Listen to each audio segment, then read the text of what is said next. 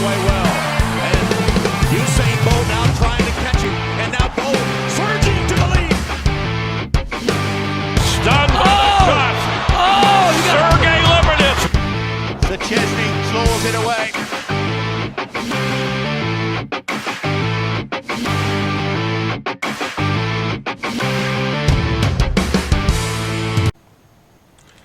Good morning, viewers. You are welcome to your favorite sports show, Sports Hour, beaming live to you from the Advent Cable Network Nigeria Television, ACNNTV, in the national capital city of Abuja. I am Olushola Olujide. Good morning. My name is Olawale Ayonin, and welcome to today's program. We start where the NFF has confirmed the recipients of the FIFA COVID-19 palliative. For now, we'll go on a short break, and when we come back, we'll start the show in earnest.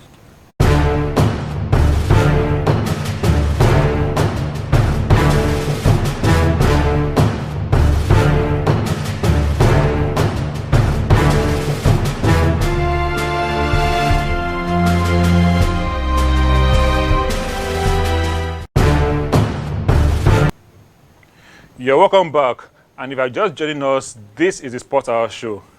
Now, to start with our first story, the president of the Nigeria Football Federation, talking about Amaj Pinnick, has confirmed the receipt of $1 million from the Federation of International Football Association, that's FIFA, as a palliative for the coronavirus pandemic. According to the Nigeria Football Body Chief, the breakdown is composed of $500,000 each for the men and women's football, while $500,000 will be received from the body governing the beautiful game in January.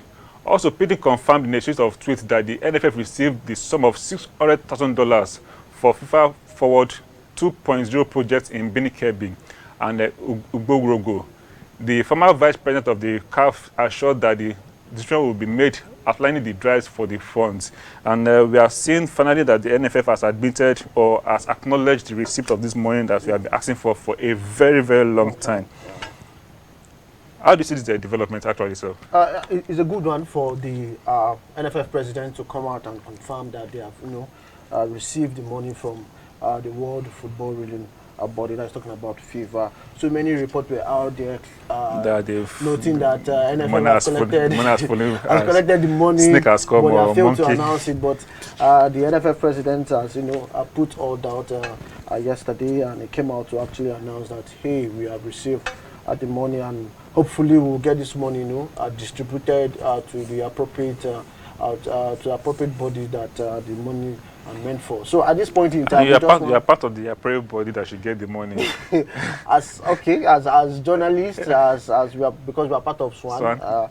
Sports Writers Association of Nigeria. So I think it's a good one. It just let them know, as the NFF president has said earlier, they should actually share the money so that the money will be used for the purpose that it's meant to, as it is, because we know that our league will soon start. The women's league also will start December. They did the futures yesterday, and all the clubs are ready to battle for the new season. What is of utmost concern to me right now is the $600,000 for the stadiums in Benin Kebbi and Delta State. And they are to finish the stadium by next year, maybe I think March next year. Now, how would they even finish? How would they complete the stadium from now till next year? It's just money now. I mean, just money. How solid will it be? I think the month is too short for them to bring up a very, very long-lasting stadium, in my own view, anyway. Have it in mind that we are going into the Harmattan season, talking about the dry season. So it will be very, very good for builders to actually, get to move to sites. If you get to, build any building, there's enough sun that is going to, heat it for it to get solid. So I feel they can actually deliver before next year, March. You know why I'm saying this now? I remember I was talking with the man that's in charge of the Abuja Stadium, the renovation, and he said that they are importing grass, not from the country, but they are importing the grass. And if you want to get the good grass, we cannot get such grass in Nigeria because this is a FIFA good project. So I'm not sure that they are going to make use of natural grass. They're going to actually make use of synthetic pitch. The one we have at the stadium package. Yes, fine. But our players will train on this pitch. Should they not get used to playing on natural grass? Why on synthetic grass? I don't know at this time, but we have to confirm that for our viewers, that if the NFLs are going to make use of the natural grass or the synthetic one. But at this point in time, we should not be using synthetic, because no country who is actually building a new stadium will actually want to go for synthetic, because players you go natural. Because we go natural, because synthetic had a lot of negative effect on the player. So at this point in time, if it's going to be natural grass, then it should be a natural grass. Then maintenance, so we should actually look at maintaining the grass at the end of the day. Okay. So let's see how that will pan out when the money for the remaining cash will come in for the NFF. Hopefully, now that we have known that the money is out, I trust Nigerians, sport journalists and co, they will focus their attention on this money. That this money must not go, sideways. It was going to what it was actually budgeted for. Of course. Which is palliative for the men's football, as well as the women's football. Then the state FAs are also another stakeholder. Different bodies. But now, how will they even share this money? Because that is going to cause a huge problem now. But they have already mapped out the formula, how they are going to distribute it. I think it's going to be distributed straight from central bank, because the money will hit the Nigerian, the central bank, the NFF central bank account. So from there, they'll be able to share the money to various accounts. The state and other stakeholders can go to the bank and smell. Yes, hopefully. Okay, we'll go straight to our next story, where we are still talking about FIFA, where the CAF president Ahmad Ahmad is set to face the FIFA life ban. Following after reports said that he has breached some various code of ethics. On Wednesday, the FIFA vice president from Madagascar announced his intention to go for a second term in office when the CAF election takes place next year in March. This could have been in doubt that the investigatory chambers of the football world governing bodies determined that he has breached various code of conduct. The next step is for the chamber to hand out his sentencing. A source says that it will be possible when by the end of November. Do you feel that Ahmad Ahmad will be guilty of what he's been accused of? If the facts are so are there, and of course, if the facts are there, then you should go for it. But in all, just as I said earlier before we started that, I see the hand of, is it Esau or Jacob? Any of the two. I see the hand of somebody, I will not mention the name, but highly placed individual who is behind Ahmad Ahmad, facing the life ban. What this person in question has interest in and the boat fell out recently. I'm sure some people know who I'm talking about, but it fell out with Ahmad Ahmad, and probably wants to take a pound of flesh, because for a while now we never heard anything about any scandal surrounding this Ahmad Ahmad until now that he's going for re-election. They're not bringing up his case. Okay, let me just read out what the controversies about it. They said Mr. Ahmad's role is controversial, involving tactical seal. Tactical seal is little known from a French gym manufacturer run by an old friend of Ahmad Ahmad, which provided sporting equipment to CAF in 2017 after originally deal with Puma was cancelled. The deal with Puma, which was slightly smaller, was worth just $250,000, while the alternative deal with the tactical steel for 20,000 items instead of 15,000 came just over $1 million. Wow. Do you see that? That says somebody must have known this and kept quiet. Why keeping it for so long? Why are they bringing out? Why are they not bringing this out now? Just some weeks to the election. To the election. It's all strategic. Probably, everything. You want to bring down your opponents. You wait for the right time to strike and release all the documents. Like I said, the person have in mind that is behind all these ones.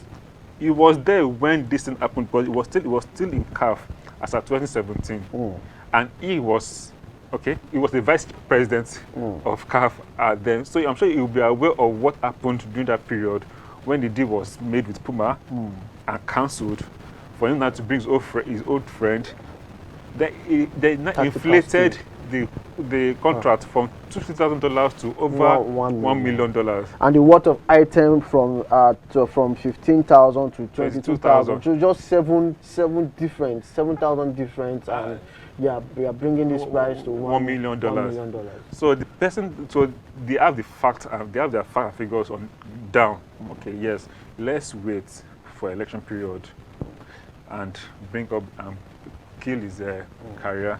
Then probably you're going to face a prosecution. But from all indications, the evidence It's clear that Ahmad Soid is. We thought we are seeing a clean person in African football. It seems that there's no clean person in African football. Even the person that I'm talking about, if happens to even get to that position, of course, I don't see him do anything different because he's going to soil his hands in the same corruption as well too. Because now Ahmad brought in a friend. You're abusing the privileges of your office as a CAF president. And mind you, this same Ahmad was that they said the person that he gave this contract to was his friend. That is his friend. I mean. Yes. So he is abusing the office, or is abusing the office by giving the contract to an old friend. I'm not saying you cannot empower your friend. Yes. But canceling an already existing deal contract. With Puma to now bring your own friend and inflating the price of the contract is the issue there. Yeah, that's the issue. So we just hope that. But a report has it that if Ahmad is being placed on the life ban, he still have to go to CAS for arbitration. He will follow the path of Sebulata in the long run. So I will go and make an appeal. We just hope that everything works out very, very well for our own who is eyeing that position at the end of the day. Our man who is eyeing the position at the end of the day. Okay, still talking about football. Former Leicester City and CSGO Moscow forward Ahmed Musa said he is aiming to return to Europe after departing Saudi Arabia Professional League club Al Nassr. Musa left for the Middle East in 2018 after struggling to establish himself at the King Power Stadium, where he played 21 Premier League matches in 2 years. During his 2-year stint in Riyadh, the Nigerian captain helped Al Nassr win the Saudi Premier League and Saudi Super Cup in 2019. After scoring 9 goals in 50 Saudi top-flight matches, the 28-year-old is eager to come back to a familiar continent and challenge against the best players in the world. And I quote him, "I have enjoyed my time in the 2 years that I've been here, and the club has been great to me." That's Musa speaking to ESPN. But I've always wanted to return to Europe, and I feel that this is the best time for me to make that move. I want to get back to playing at the top level again against the best players in the world. I would like to thank everyone at Nassr and all the fans for understanding and respecting my wishes, but especially for making me feel such a big part of the club, and I will never forget them. So we should be expecting Ahmed Musa. Now, which club is he going to go to now, Europe? Of course, he might not come to Premier League because it was not so successful in Premier League. No doubt about Maybe he will go back to Russia, where he was quite successful there. Of course, yes, no doubt about it. He performed well in the last 2 years in the Saudi Arabia side, scoring 50 goals in 2 years. No, 9 goals. Scoring 9 goals in 50 9 goals in 50 games. 50 games, yes, 9 goals in 50 games. But that's poor. From a striker. From a striker, that's poor.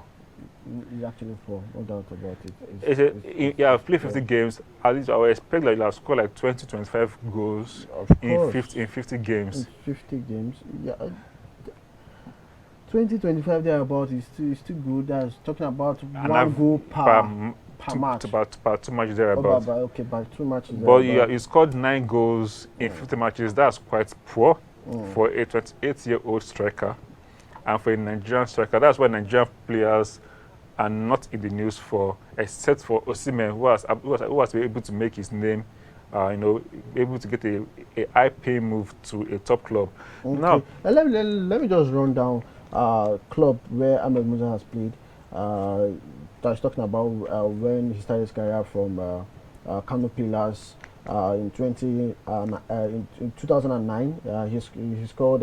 He made 25 appearances and he scored 18 goals. He went to Veralon on loan. That he's talking about in 2012, where he made 37 appearances and scored 8 goals. He went to Russia, talking about CSKA Moscow. He made 125 appearances and he scored 42 goals. He came to Leicester City, that is in 2016 to 2018. He made 21 appearances and he scored just 2 goals. Then he went back to CSKA Moscow on loan again, where he made 10 appearances and he scored 6 goals. And then El Nassr, where he went to make 50 appearances and score just 9 goals. So you can see his scoring form is not really that spectacular. Of recent, except yes. when he was in his first spell in CSKA Moscow, where they had it was a huge hit there. Yes, but now he wants to come out to Europe. The question is, what club? There's no news whatsoever of a club that is trying to bid for him. I'm sure not it cannot be. It will be until January before he can move to Europe. Yes, can move to any club in Europe. So that means there are speculations that say that he wants to return to Kano Pillars, but yes, I think I don't think he's ready to come to Nigeria league yet.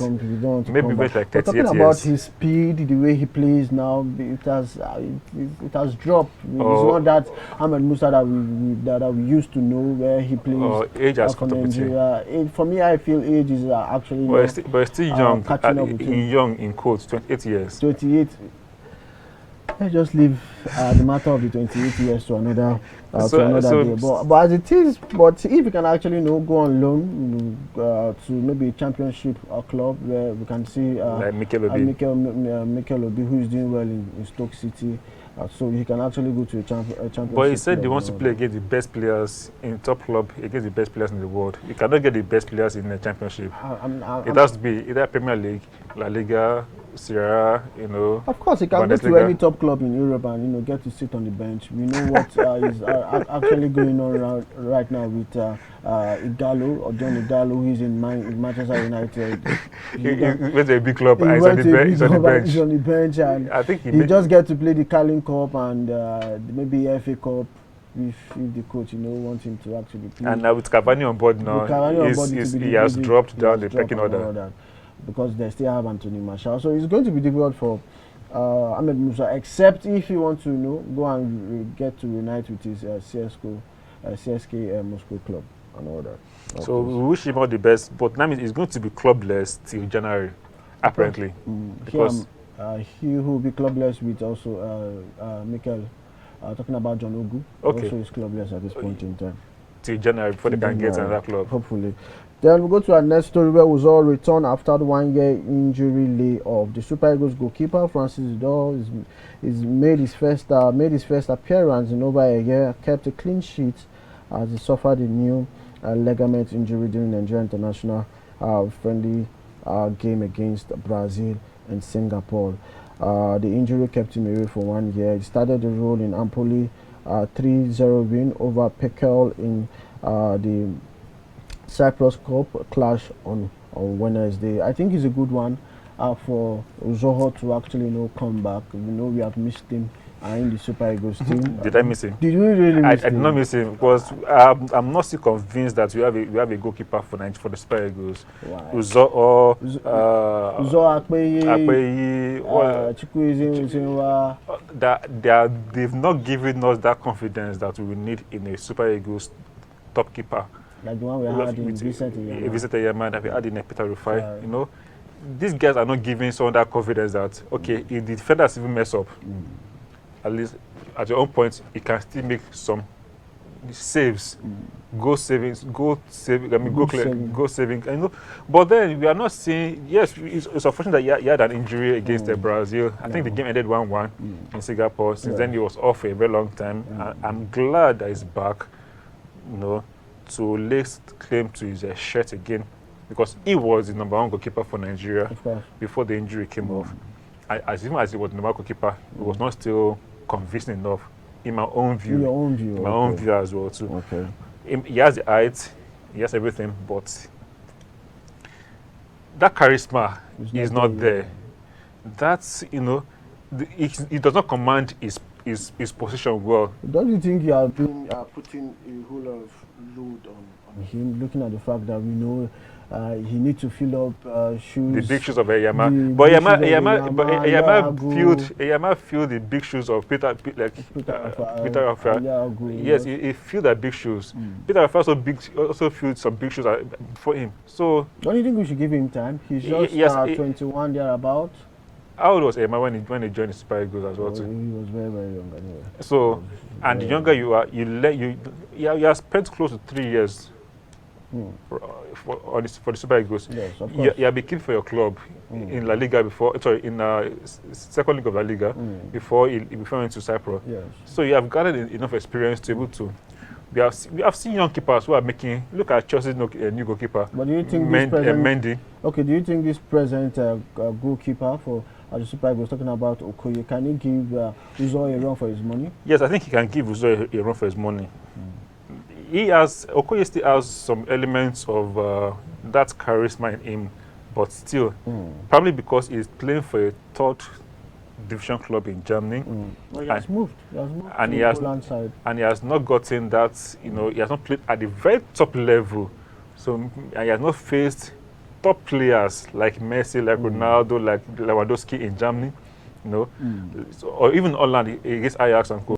So we have not seen, maybe he has been facing the small boys. Until he faces the bigger boys, they cannot know his level of how good he is. But so far so good, he is good. I'm not saying Zoro is not good though. I'm not saying all these guys, but they're not commanding their post very well. A keeper should be able to shout on anybody, defenders. You are young and you have big boys who are ahead of you who have played in the national team for so long. But look at the David Gea when he got to Manchester United. He could attack Ferdinand. He could attack Vidic. Command, stay. At that point, he's the captain at that point. He's the leader at that point. But if they breach the defense, they were not breaching. Yeah. So he was able to control Ferdinand, stay here. Vidic, stay here. But Uzo will be scared to tell the defenders where to stay because he's feel that he's a young boy. Of course. But at that point, if they score you, they will not blame the defenders. But blame you as a goalkeeper. As a goalkeeper. Of course. So look what Akpe did in Nations Cup. Despite all what he did during the start of the tournament. No, not that. Oh, even despite all what the player that laid down the floor for him. Okay. And Henry Oyekuru and the wall that they even created for him. See where he stood. Nobody's even blaming the wall. They were blaming him because they did what they could do for him. He was supposed to do the remaining part. So if you cannot tell your players where I want you to stay, so I can be able to see a social place, then you're not a goalkeeper. Yeah. But Kwe has been in the last friendly against Tunisia, yes. Yeah. I saw a little bit of him trying to command his post. Trying to improve, trying to bring on maybe because he did not start from the Nigerian league, or maybe because he's not purely a Nigerian that started from Nigerian. So he came from the European League. Yeah. That I have little or no, even though I've been here for years, but I can tell you what to do. Of course. So no fear. But Ozo started from Nigerian League. You know, he's probably timid seeing bigger players. It should not be. It should not be. Well, it's actually a good one for him to, come back. We just wish him all the best in his career and hope that he get to replicate same performance that he actually give to his club and. I'm sure have a standard number one goalkeeper for the Super Eagles. We just need. But at this point in time, we have to keep trying. How many years are we going to keep trying? We'll keep trying goalkeepers to get the best out of them. But I feel with a player like Theophilus Afelokai that plays in River United, I feel he should be a strong contender for that number one spot. Unfortunately, it might not get to the team. Okay. Now, going on to our next story, Super Eagles midfielder John Ogu, who is clubless as well too, has apologized for calling on his national teammates to boycott next month's 2021 AFCON Cup of Nations qualifiers against Sierra Leone in protest against government attitude towards its citizens. In a tweet on Wednesday, the footballer said he spoke out of anger and pain of NSAS protesters shot by soldiers at the Lekki Toll Gate Plaza last week Tuesday. Now he has come out to say, I'm sorry that I was out of line. Of course, we understood that he was angry because of he joined the protest against the NSAS police brutality. And he said Nigerian players should boycott the AFCON 21 qualifying series against Australia next month. Then NFF officials came on board and lambasted him that said that he's not playing well. He should instead of him to be doing this, you should think of how to improve his career. And I'm sure he must have received several calls for him to backtrack on his. From both players. Because he was condemned. Yes, I agree with him that the fact that I totally agree with him. Due to that period of times, everybody was going about showing their emotions and all that, and that time was not that pleasant in the country. We are still actually feeling the effect that it is right about now. I feel that we just need to calm down at this point in time. We should just give room for peace to reign. We should try and improve the situation of the things in the country. No doubt about this. John Ogun. Football brings Muslims, Christians, Yoruba, Hausa.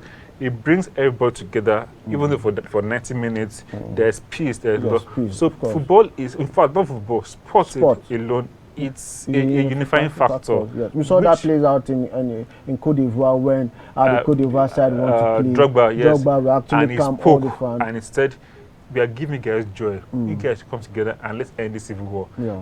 Drogba alone ended the civil war. What all the AU chairman, the African Union, president, they could not achieve.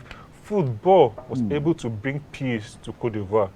Because they gave them the peace they wanted as a nation by winning games. So football is when Nigeria Super Eagles play, we don't hear Boko Haram attack. No, everybody wants to sit down and watch. We don't hear X-Men attack. Everybody is sitting down at their TV stations to watch. TV sets to watch the Super Eagles. You go to a view center, if they score, everybody shouts, "Go!" Up themselves. You will not know if this was Hausa or Yoruba or Igbo or Efik. Everybody, we all mix together. That is what sport does. And he came out and Ogu said, okay, at that heat of the moment, you should boycott. People are angry, but if you boycott, you are going to lose 3 points and might be banned. Yes, it might be banned. Yes, it might be banned. That's okay. Like what Sonny Abacha did for us in the 1996 Nations Cup. That couldn't win the Nations Cup. The Nations Cup, they were supposed to win. They were supposed to win, but because of the the crisis and all between Nigeria and South Africa, we did not go to Nations Cup. We could not defend our title. 1994 title. Yes, we could not defend 1996, and we don't want to repeat of that one. But now he has apologized. We should forgive him. In fact, I forgive him. So I never said anything wrong with what he said initially at all. Of course. I did not say anything wrong with him. Of course, because he spoke because he was angry. He was angry. And he said he was going to expose corruption in the NFF. I thought that was the reason why some big REITs in the NFF spoke out. In the NFF actually spoke out and because he knows that there's corruption in NFF. Terrible way said there's corruption in the NFF. We all know there's corruption in the NFF. But there's just that physical proof to nail them down. We just see that they've burnt, sometimes burnt money that disappeared inside the, what's called again? Safe. Inside the safe. Somebody goes downstairs to go on generator. Before he comes back, money had disappeared in his office. We'll go to our next story away from football right now. Let's take a breather from football where we go to golf, where the FCTA reaffirms commitment to golf development in the country. Talking about the Federal Capital Territory Administration has reaffirmed commitment to golf development in the nation's capital. The FCTA Permanent Secretary, talking about Mr. Olushade Adeshola, made this known while playing host to the FCTA Golf Association, led by its chairman, Engineer Oladipo Mohammed, in his office yesterday in Abuja. Adeshola commended the FCT Golf Association for its laudable achievement so far, while giving his assurance that the land for the FCT golf course will be made available soon after the vetting and the kind approval from the FCT minister. I quote him, and I can assure you that the FCT administration will ensure we hasten the process and also get the minister to approve the land for the FCT golf course. Earlier, the FCT Golf Association, chairman, talking about Oladipo Mohammed, read out some of his achievements of the association under his watch, adding that the association is set to deliver a world-class golf course in the nation's capital in his mandate to make golf a household name in the FCT. We are ready to deliver a world-class golf course in the FCT. We have partners who have shown a strong commitment to achieve our aim. We are just they are just waiting for us to give them the signal that the land has been approved by the government. The high point of yesterday's visit saw the IBB Golf and International Club of Abuja membership form was presented to the FCT Permanent Secretary by the Chairman Board of Trustees of the FCT Golf Association, talking about Professor Bola Afolabi. Jide, looking at what the FCT Golf Association want to do, they want to deliver a world-class golf course in the FCT. We know other countries in a particular city, they have about 5,000 golf courses in that particular city, but in Nigeria, we find it difficult to have golf courses around. Let me ask you a question. I'm sure we have asked this question several times. How many Nigerians can afford to be a member of a golf course, of a golf club? We know that.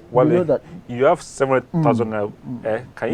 Can you boldly carry 700,000 naira now to go and register in IBB Golf Course, IBB Golf Club? Now, we do carry 700,000 naira to go and register, just registration alone. They still have to buy your kits.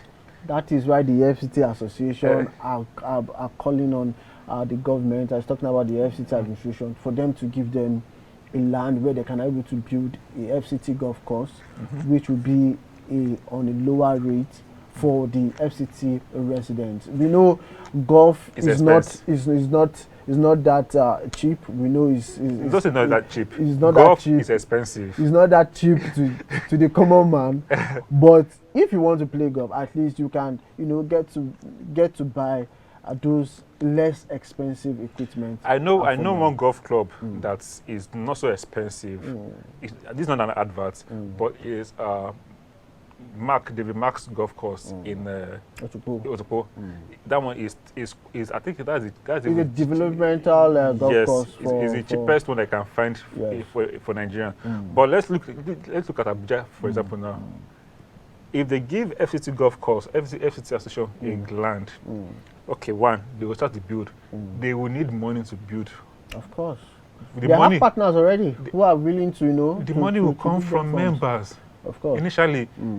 And they ask you why they come and bring 1 million to join us. Of course, it's not going to be that much. It's not going to be that much. Will it be 100,000? No. Will it be 200,000? No. But you just have to. But for a start, it will be expensive. No doubt about it. It's expensive. Then as time goes on, probably they'll bring it down. Let's not destroy ourselves. Golf is not a very, very. It's an interesting game to play, but it is quite. It's not something I can afford to join.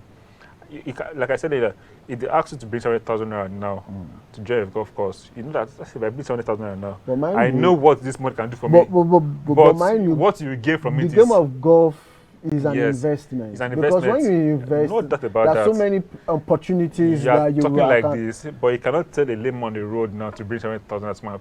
You might have interest in playing golf. You might enjoy seeing Tiger Woods playing golf, McRoy playing golf, but the money that you need to even buy those kits alone, let's even take out. But you can get less expensive kits. You can. Yes, you can get less expensive kits. Like 50,000 naira. Yes, 50,000 naira. Yeah, I'm saying a layman, a common man on the street, would you want to invest such money?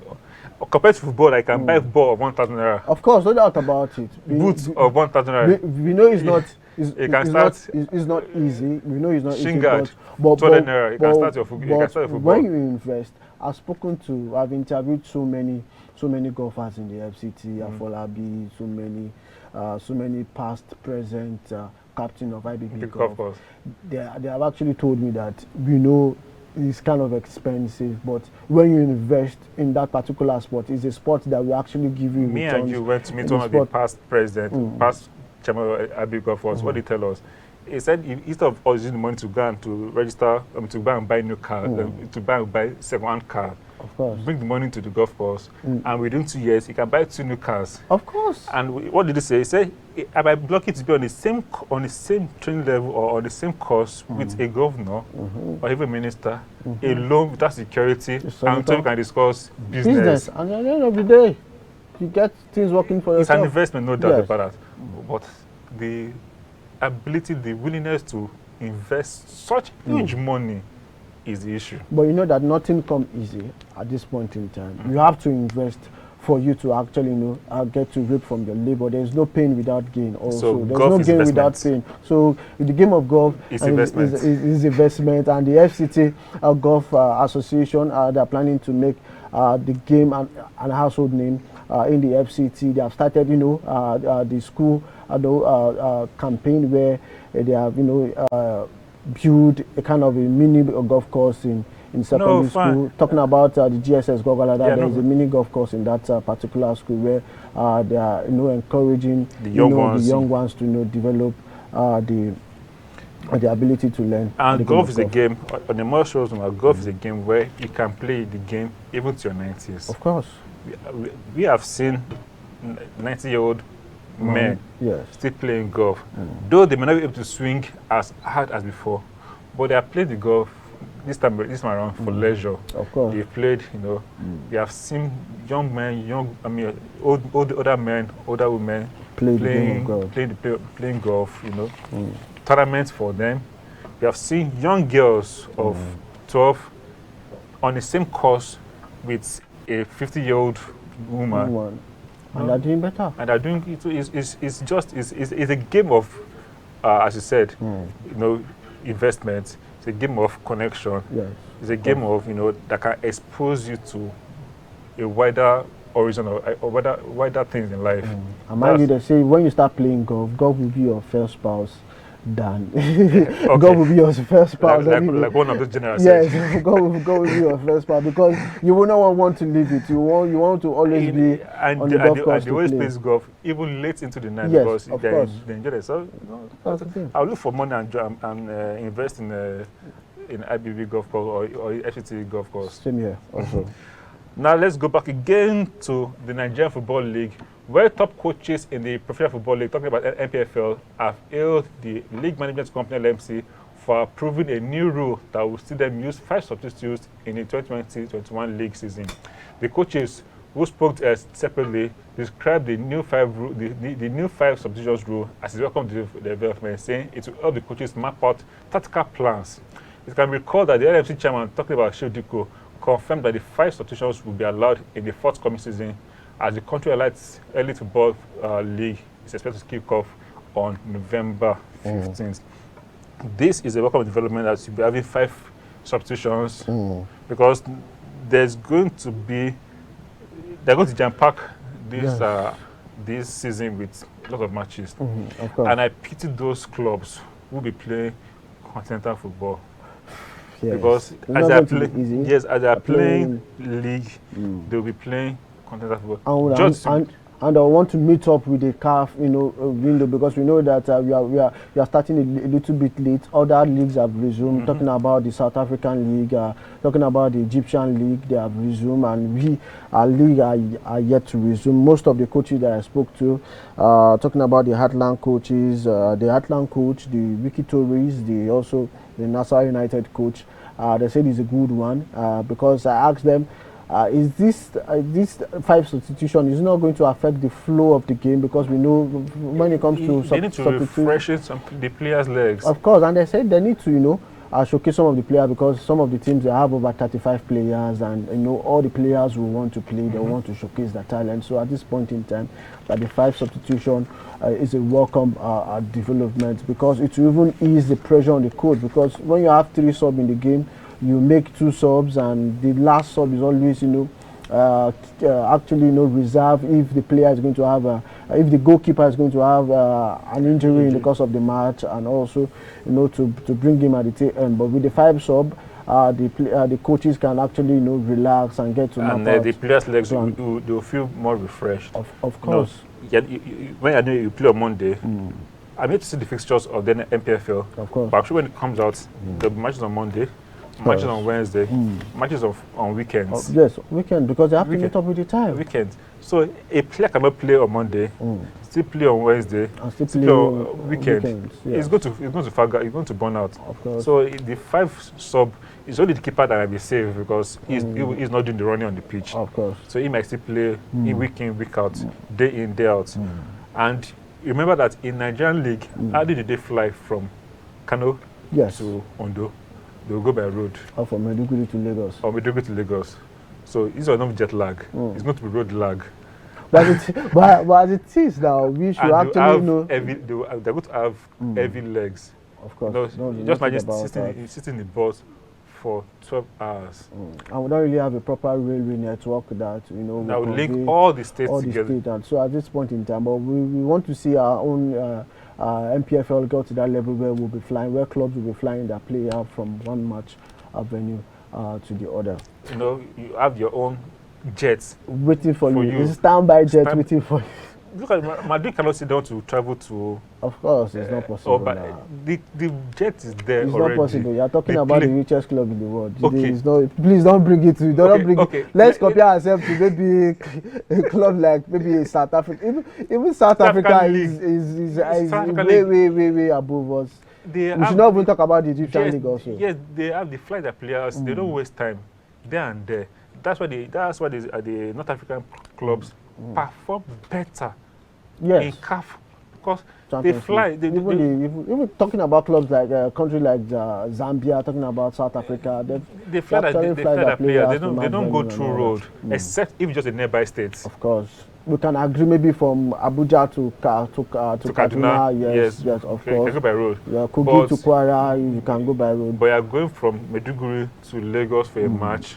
On the road from Kano to Lagos. They'll still come back from Lagos to that same Maiduguri. The following day? And they'll still go and play against maybe Kano that weekend.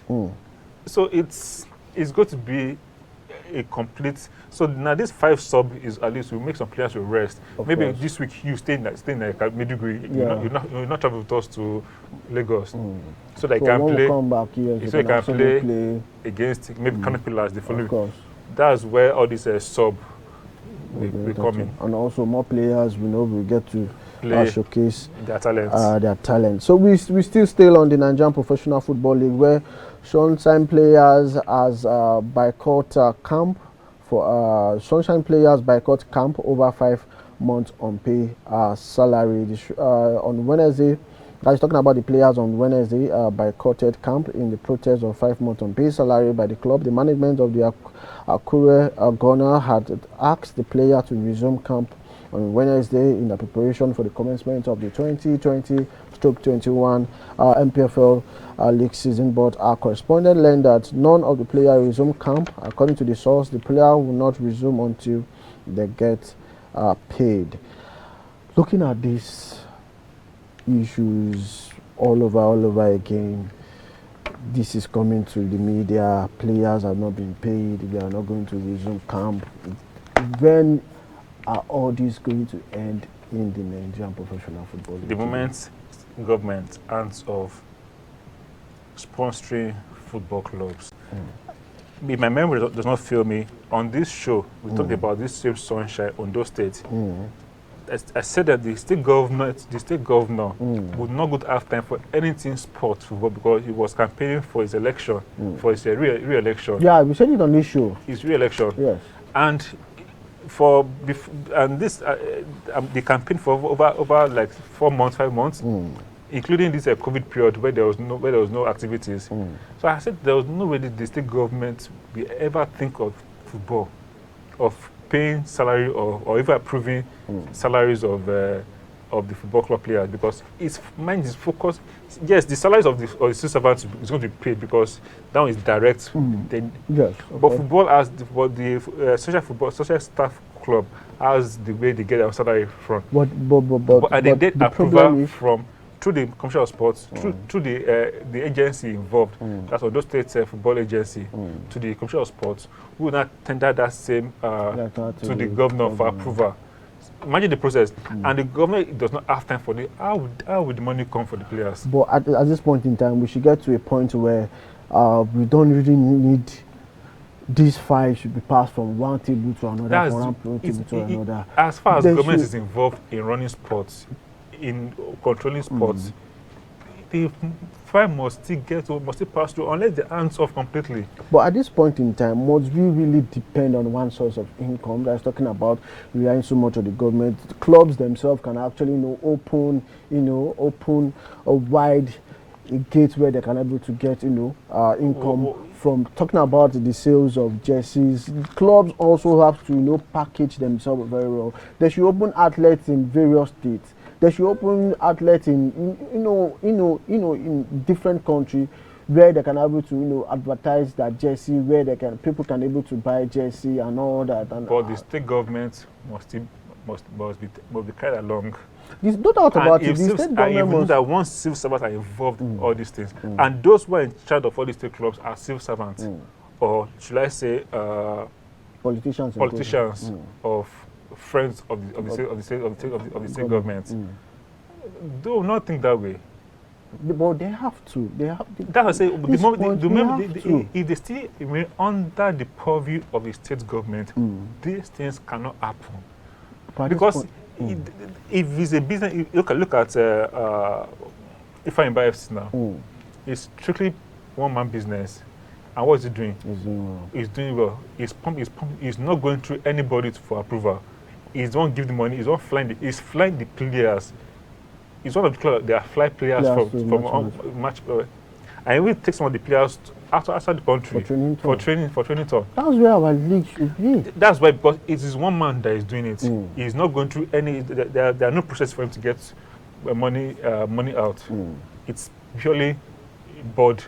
But when people are in charge, but when we have politicians who use this club as a means of furthering their political ambition, as well as enriching their pockets, you cannot expect them to think of open up outlets, as you said, in states or state of justice. No, they solely depend on the state's money.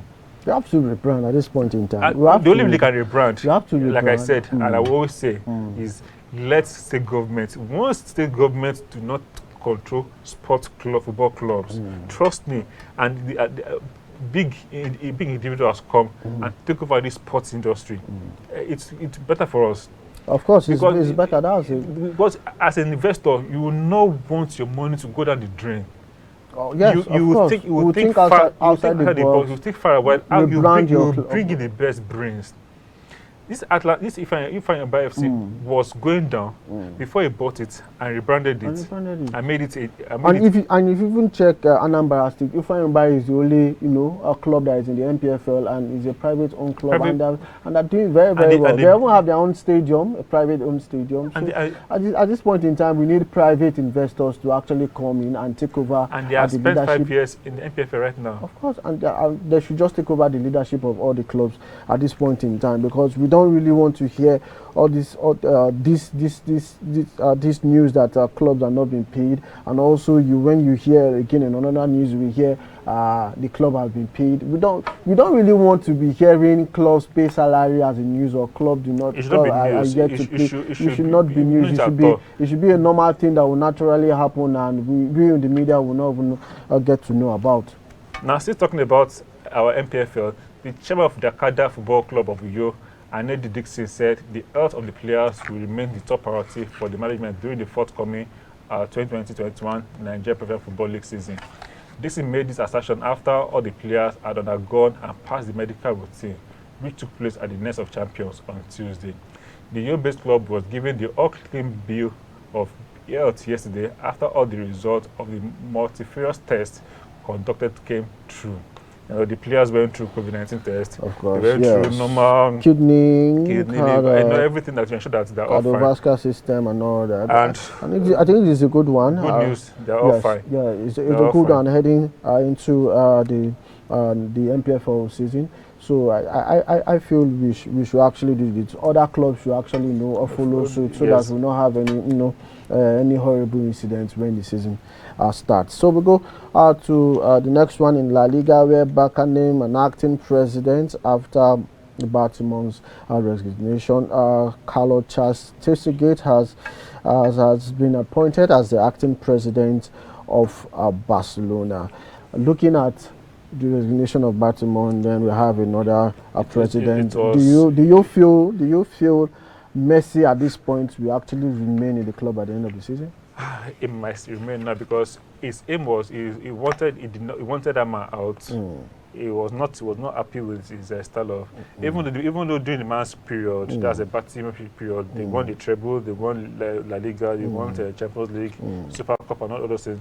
But the last 2 years has not been rosy for them, and financially they are down financially. It has even affected their performance in the field of players. You know, you sold players. You sold Neymar for over $200 million pounds. What did you use money to do? You brought in Coutinho, who did not do well. You brought in Dembele, who also did not do well.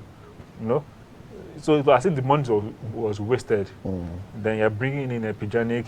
You know, so many things. Just the way they spent the money was not good enough for the club. And so I see Messi staying beyond this season, because the main reason why he wanted out of the club was because of the president. And the president was seen that they were going to be giving they were going to vote of no confidence on him. Of course. And according to the Barca rules, only 66%, once after 6% of such no votes, you leave. But even before the vote started, he has already seen that he's going to get close to 80-something% of the vote voting against him. So we did not want to be the first president in Barca that will be chased out. So let me resign peacefully, honorably, and all the board members, all of them resigned. Do we resign in this part of the board? At gunpoint, yeah, you can resign. No, I'm talking about Nigeria. At gunpoint, you can resign. At gunpoint, okay. At gunpoint, you can resign. Okay, let's go to tennis, where world #1 tennis player, talking about Novak Djokovic, beat Bonar Koric to reach the Vienna Open quarterfinals, and all but secure the year-end top ranking. Australia Open champion Djokovic beat Croatia's Koric 7-6, 6-3 to reach the last 8 in Bulgaria. Djokovic could only be passed by Rafael Nadal, who would need to take a white card into next month's FIFA event to try an overhauling. However, if he wins the title in Vienna on Sunday, it cannot be overtaken. Djokovic has won 5 titles alone this year. And he only lost just 2 matches. One, the French Open final to Nadal, and the one that he was chased out. He was chased out, so he was disqualified. He was disqualified at the US Open.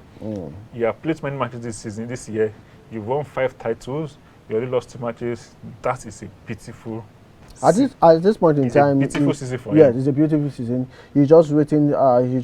For me, I think he just wants to finish as a top tennis player in the world at the end of this year, and I feel he's on his way to actually do that. So all the best for Djokovic in his quarterfinal game. So we just go straight to the Champions League results, matches that happened yesterday, where Chelsea defeated Krasnodar 4-0. Of course. And we have Sevilla beating Rennes 1-0. Then Juventus versus Barcelona, which we all expected to see. It was the biggest match. Yes, we all expected to see Cristiano Ronaldo, but it's a COVID-19 result, he came out positive. And then it was a 2-0. Barca 1-0.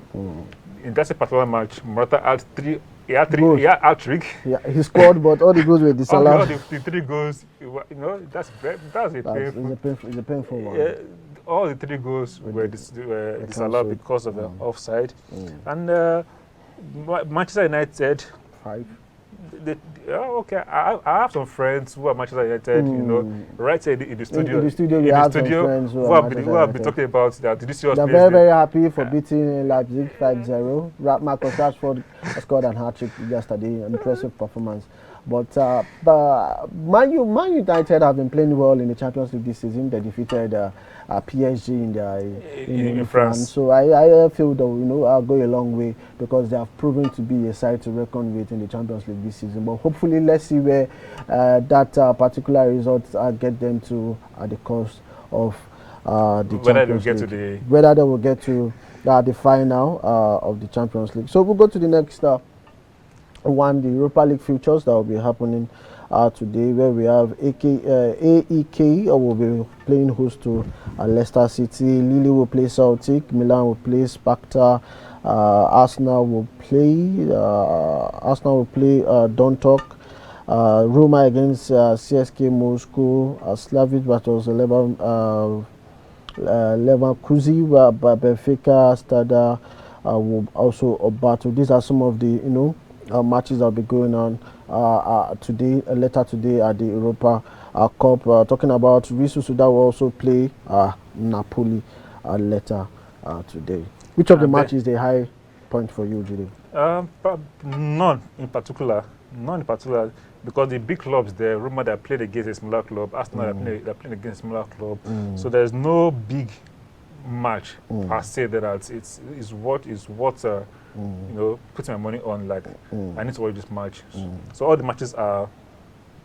What about Roma, CSK Moscow? CSK Moscow, how did perform in Europe in recent years? Yeah, so, of course, I've not been there. So yet. Roma I've not been spectacular. Yes, so that's why I don't see any big match here.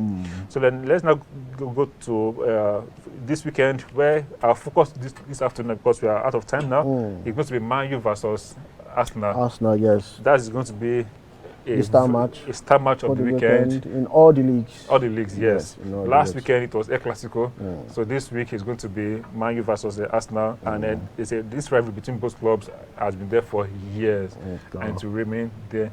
So we're going to see Arteta probably is going to bounce back from a two league defeats. So far against Manchester City and against Leicester. And let's see whether he's going to pick up his form, and we see.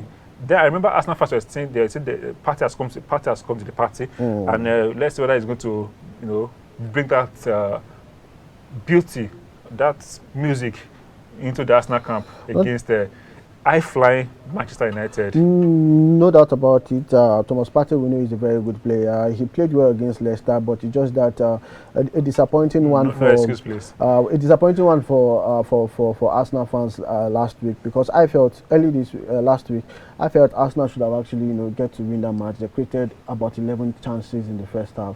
They didn't actually convert anyone. Lacazette also scored a goal. That goal was a good goal, but within the goal was cancelled. But at this point in time, it's going to be a cracker between Arsenal and Manchester United, because we know previous matches, we know Arsenal has been on top.